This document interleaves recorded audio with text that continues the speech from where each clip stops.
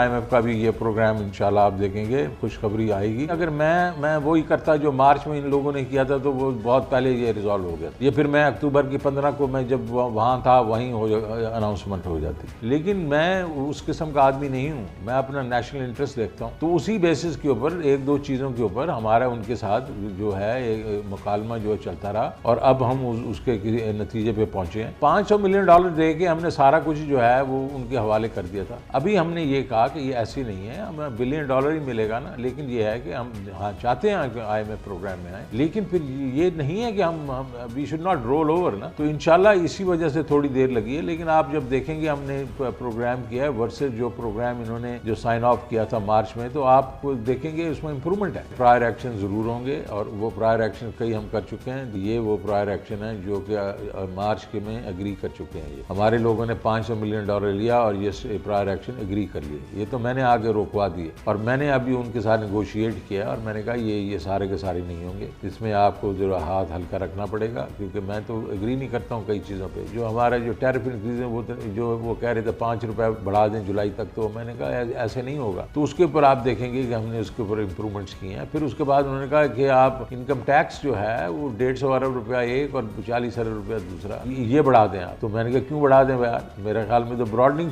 सही चीज़ होनी चाहिए। ब्रॉडनिंग से हम जो कर सकते हैं, ये पिरामिडिंग क्यों करें। तो वो देखेंगे आप, हम उस पर हुआ। बाकी एग्जम्पशंस भी हैं, वो उसके बीच में इंप्रूवमेंट हुई है। कई ऐसे एग्जम्पशंस हैं जो कि हमारे लोगों ने लिए होते हैं और फ्रेंकली मैं रेंट सीकिंग ही कहता हूँ उनको। तो वो जो होगे तो इकॉनमी इंप्रूव होगी, उस पर और ज़्यादा फर्क नहीं पड़ेगा। उनका ये कहना है कि भाई आपने 600 अरब रुपए की लेवी जो है बजट की है और अब आपके पास तो जीरो, आपने कोई मेरे ख्याल 50 अरब भी नहीं इकट्ठा किया, तो कुछ तो करें। तो वो हम करेंगे, लेकिन हम अपना ऑब्वियसली इस तरीके से करेंगे जिसमें अवाम पे इतना ज़्यादा बोझ नहीं आएगा। ये तो ज़रूरी नहीं है ना कि कोई हमारे पीछे वो लाठी लेके तो खड़े नहीं होंगे, लेकिन कई प्रायर एक्शन तो हमें करने पड़ेंगे और वो इंशाल्लाह करेंगे हम।